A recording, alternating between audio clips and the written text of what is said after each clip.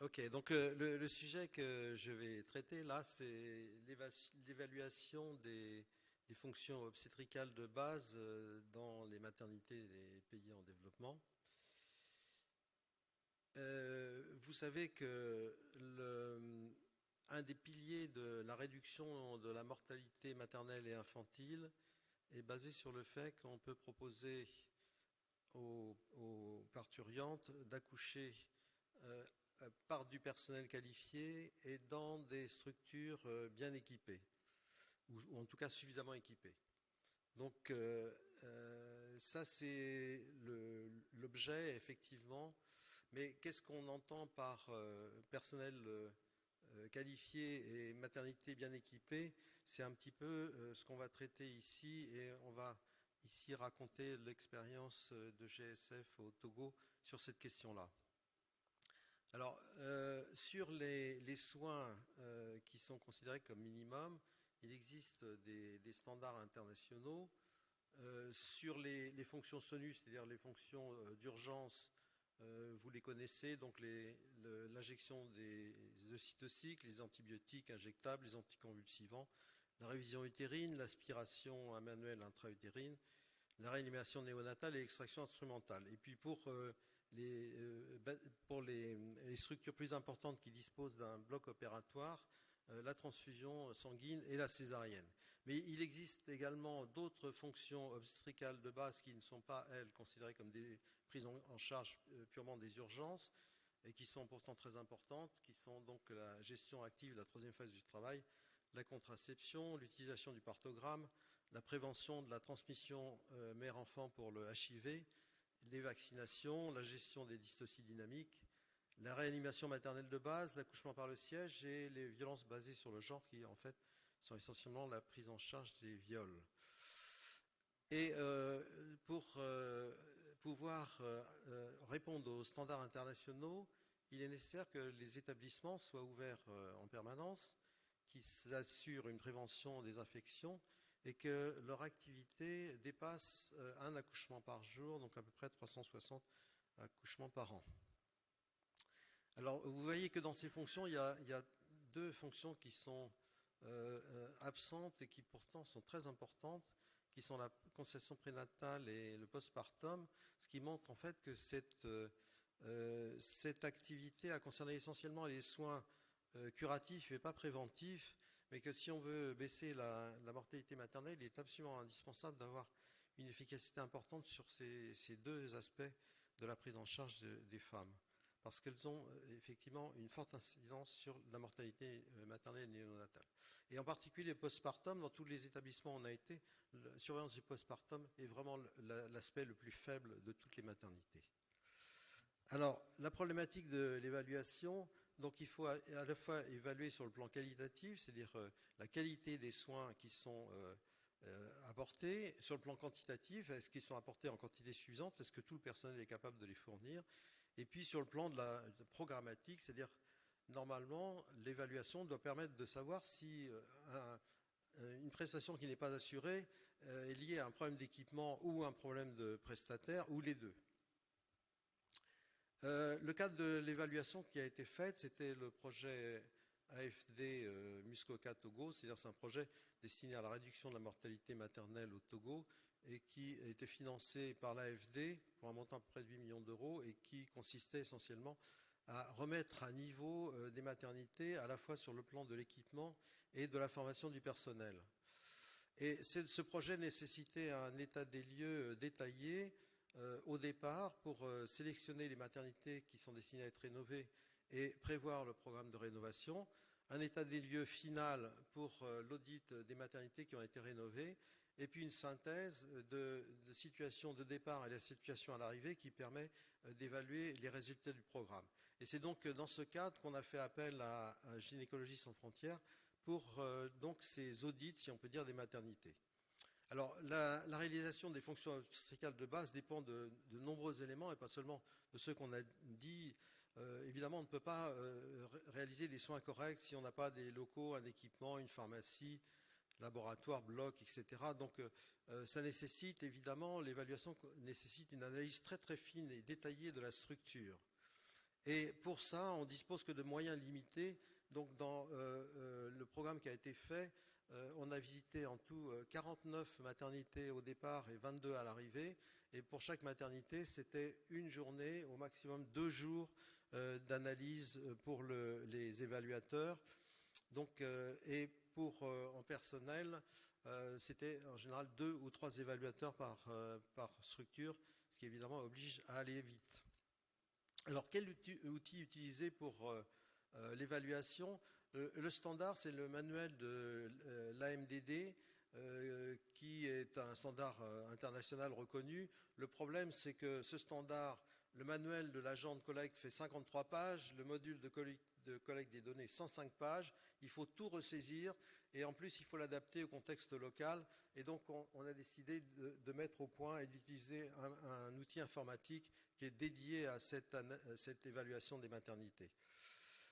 L'informatique qu'on a utilisée, c'est un tableur Excel qui permet une analyse rapide et exhaustive avec 4 rubriques principales qui sont donc pour les soins, les consultations, les accouchements, le postpartum et le bloc opératoire.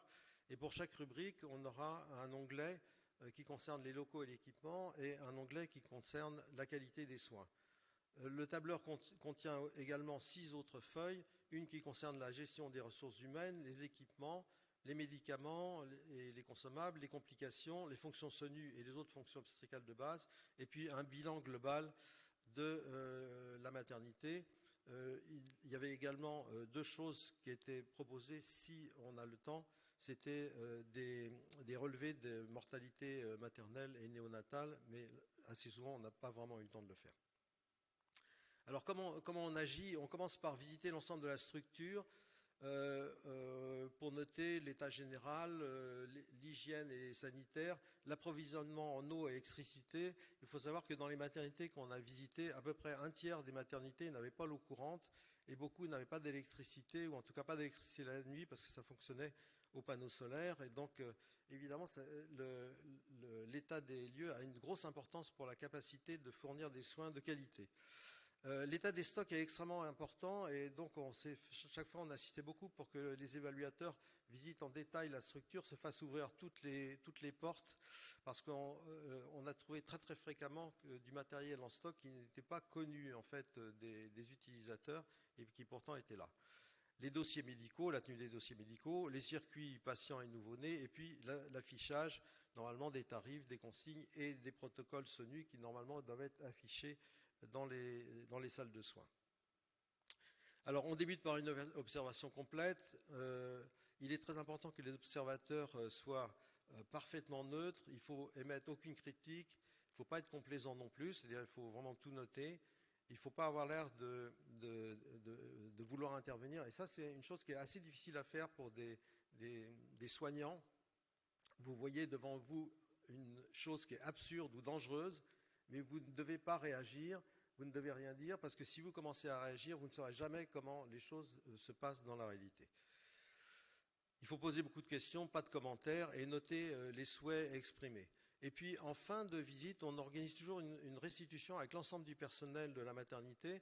On présente les résultats de l'évaluation et on essaye de se mettre d'accord sur le recueil des données, sur l'évaluation. Et on demande aux gens de faire très attention à ne pas dissimuler les difficultés, parce que tous, on a tendance à vouloir cacher les problèmes, mais il faut insister sur le fait que si on dissimule les problèmes, il n'y aura pas d'aide. Donc il faut bien montrer où sont les problèmes pour obtenir une solution. Alors pour la répartition des rôles, la sage-femme s'occupe de la partie soins, salle de travail postpartum, consultation. Le gynéco s'occupe plus de la partie technique, bloc opératoire, pharmacie, etc., stérilisation, documentation. Les deux s'occupent des fonctions SONU et du bilan global. Et généralement, on demande, et on a pratiquement toujours obtenu la collaboration d'un professionnel local, c'est-à-dire soit un gynéco, soit une sage-femme. Si possible, pas de la structure à visiter, évidemment, pour qu'il n'y ait pas de conflit d'intérêts. Mais la collaboration des locaux nous a apporté énormément d'informations qu'on n'aurait pas pu obtenir tout seul. Le remplissage du tableur se fait pendant les temps morts. Vous verrez, on peut faire le point à chaque fois de toutes les données manquantes. Et il faut consulter toute la documentation existante. Et ça, c'est un point qui est assez délicat, mais il faut vraiment consulter tous les registres d'accouchement, de complications. Et on termine par le bilan global avec une hiérarchisation des problèmes. Je vous montrerai de quelle façon on le fait. Alors, dans le tableur Excel, dans l'outil Excel, il y a des zones modifiables qui sont à remplir et qui sont signalées par la couleur jaune. On choisit seulement pour des listes déroulantes. Il n'y a pas rien à écrire, sauf des commentaires. Et il y a une aide au remplissage qui permet de remplir rapidement les zones. Et puis il y a des zones non modifiables dans le tableur qui se remplissent automatiquement. Et tous les calculs se font automatiquement pour les notations et les pourcentages de remplissage. Je vais vous montrer à quoi ça correspond. On demande simplement aux évaluateurs de s'entraîner avant avec... on leur donne un tableur pour qu'ils essayent de le remplir tout seuls chez eux, et de façon à ce qu'ils soient un peu habitués à ça. Mais généralement, ça ne pose pas de difficulté, même pour des gens qui ne sont pas très habitués à l'informatique. Alors, le classeur lui-même a un premier onglet qui est le mode d'emploi. On explique en détail l'utilisation du classeur. Ça, c'est le sommaire initial. Alors, vous voyez que dans ce sommaire, il y a une partie pour les consultations, les accouchements, le postpartum, le bloc opératoire. Et pour chaque fois, il y a équipement et fourniture, et les soins et la documentation. Alors, ça se présente comme ça. Vous voyez, là, c'est pour l'accouchement, par exemple. Donc, les notes apparaissent automatiquement. Les notes vont être en fonction du remplissage. Donc, on a une note sur 100. Et le taux de remplissage est noté à droite. Donc, ça permet d'avoir à la fois la note et le taux de remplissage. Pour le sommaire contient également les informations sur les médicaments, les équipements de laboratoire, la gestion des stocks, communication, transport, la gestion du personnel, et puis les fonctions SONU. Donc tout est noté avec le taux de remplissage à chaque fois pour être sûr qu'on n'a rien oublié. Ça sont les différents onglets de choses. Donc les onglets bleus, c'est les gynécos, les onglets roses, c'est les sages-femmes. L'onglet ressources humaines s'intéresse au personnel et pour chaque structure, on demande de noter l'ensemble du personnel en équivalent plein temps, y compris pour les agents d'entretien et les techniciens de maintenance. L'organisation du travail aussi est notée, donc sur vous voyez, les fiches de poste, la planification des activités, etc., les affichages des tarifs, les transmissions, les audits maternels de mortalité, l'organisation des références contre références. Donc, tous ces éléments-là sont notés et chiffrés. On demande également de donner des informations sur le district sanitaire, où est située la structure sanitaire, y compris sur le nombre de maternités publiques et privées qui sont dans le même secteur. Alors on est souvent très étonné par le nombre. Donc là, c'est un district sanitaire, je pense qu'il devait faire à peu près 30 000 personnes. Il y avait 20 maternités pour 30 000 habitants. Et puis en dessous, le coût des soins, donc et en tout dernier, le recouvrement des coûts a posteriori en cas d'urgence, c'est-à-dire on demande aux structures si elles prennent en charge les gens qui ne sont pas capables d'avancer de l'argent pour les soins. L'onglet pharmacie, labo, stérilisation, c'est les médicaments, les consommables en stock, les équipements de labo, la banque de sang et la stérilisation. Donc ça se présente comme ça aussi. Il y a toute la liste des médicaments, donc on leur demande de noter si les médicaments sont disponibles. Les médicaments sont essentiellement des médicaments OMS, essentiels OMS, donc on leur demande, ça c'est pour la pharmacie. Et une fois qu'on visite les structures de soins elles-mêmes, on note la présence des médicaments dans les structures de soins, mais on peut aussi vérifier à chaque fois que si le médicament est disponible à la pharmacie en stock. On a parfois des surprises parce que, là, même chose pour les équipements, on demande de faire la liste de tous les équipements qui sont disponibles et de savoir s'ils sont en stock aussi. Et souvent, on a des différences entre les deux, c'est-à-dire on voit que dans le service, il y a un équipement qui est manquant, mais en fait, l'équipement, il était en stock, mais personne ne le savait. Donc, cette information apparaît automatiquement là dans les onglets. Pour l'activité de soins, il y a deux types d'onglets, donc un sur l'équipement, l'autre pour la documentation. Ça, c'est l'onglet équipement. Donc, on demande si les différentes choses, différents équipements sont fonctionnels, propres et en quantité adéquate, et leur nombre. Ça, c'est pour les soins. Donc, pour les soins, on demande si on a observé les soins en question et s'ils sont documentés dans les dossiers.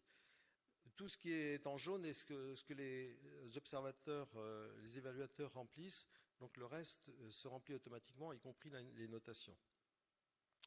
On a également un onglet complications qui va relever toutes les complications notées sur les 12 derniers mois dans la structure de soins, y compris la mortalité maternelle et néonatale.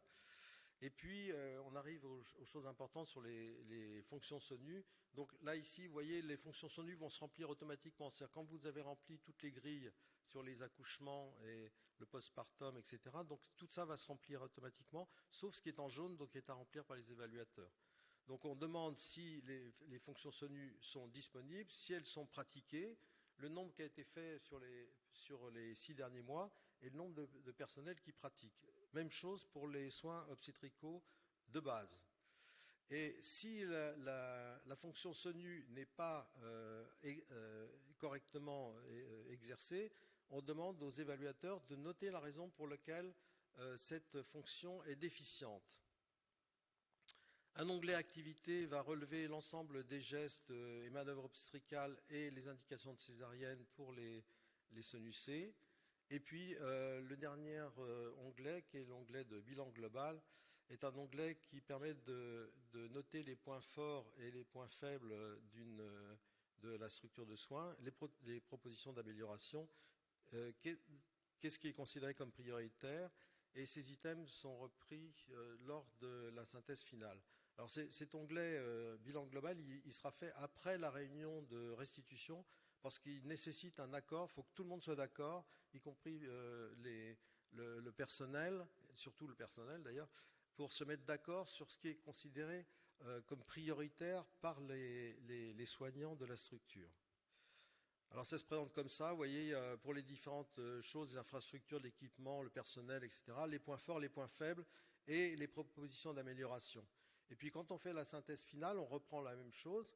Et donc on va comparer, là c'était à peu près 4-5 ans après la première visite, la deuxième visite. On compare les points forts, on compare les points faibles et on voit si ça a progressé entre les deux et ce qui a été réalisé par rapport à ce qui était prévu au départ.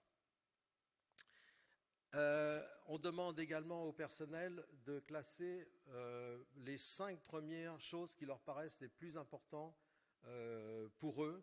On considère que c'est important que le personnel s'investisse dans ce choix-là parce qu'il va avoir une importance importante sur les choix qui ont été faits après.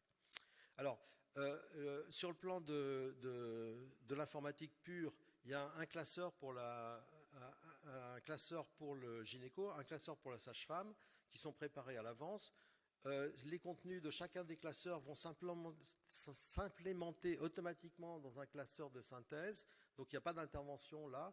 Et le classeur de synthèse va chercher les renseignements dans les classeurs de gynéco. S'il ne trouve pas, il va chercher chez la sage-femme et inversement. Donc si une donnée est absente, je veux dire par là que les sages-femmes et les gynécos peuvent se répartir les tâches de la façon qu'ils veulent. De toute façon, l'information sera cherchée et retrouvée. Il suffit qu'il y en ait un des deux qui les remplit. Une fois que les classeurs sont remplis, ils sont envoyés par informatique au coordinateur qui, lui, va se charger de l'analyse des résultats.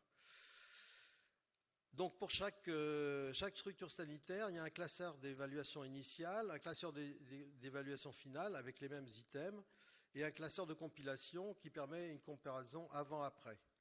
Et pour le projet global, une compilation des classeurs sur l'ensemble des centres qui permet une comparaison initiale et finale. Donc voilà la façon dont ça se passe en pratique. Donc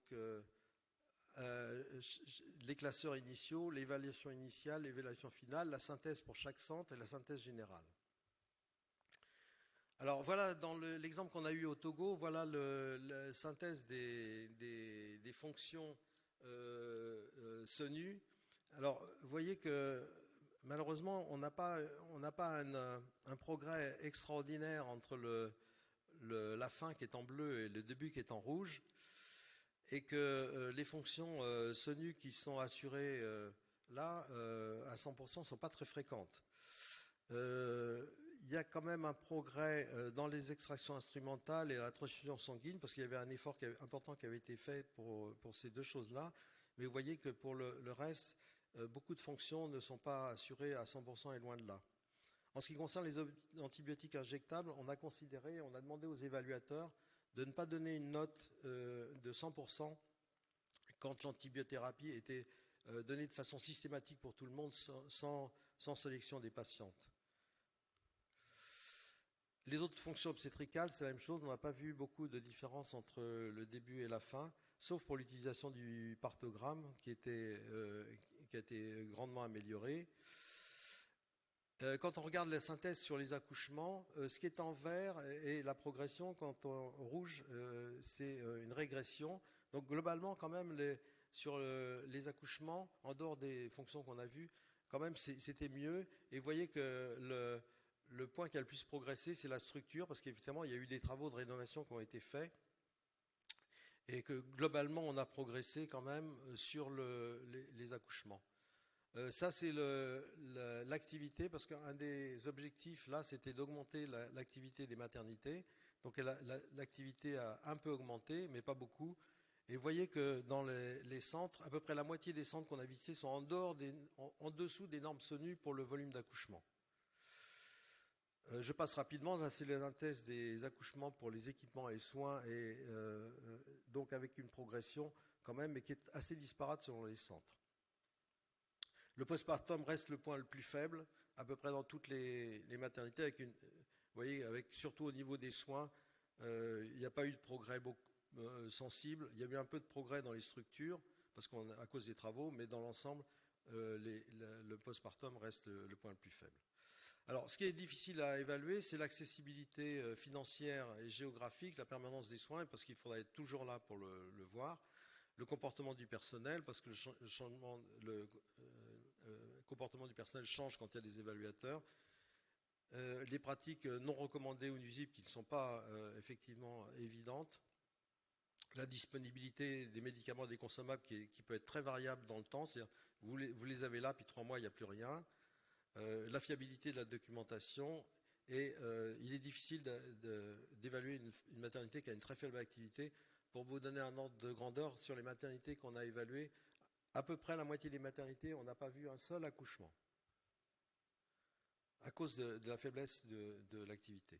Les obstacles au recueil des données, donc il y en a eu pas mal, et on demandait aux évaluateurs de noter ce qui était un obstacle au recueil des données pour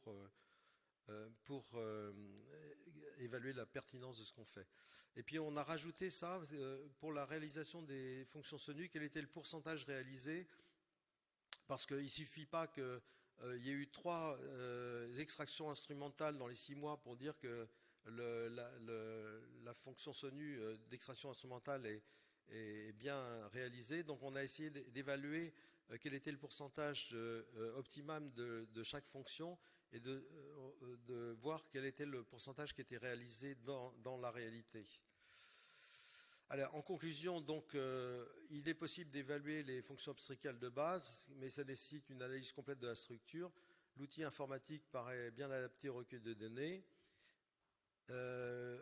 Il permet une synthèse globale pour l'évaluation finale du projet. Il existe d'assez nombreux biais, et il est intéressant d'avoir la collaboration des acteurs locaux qui, entre parenthèses, se sont appropriés l'outil et sont capables de l'utiliser seuls maintenant.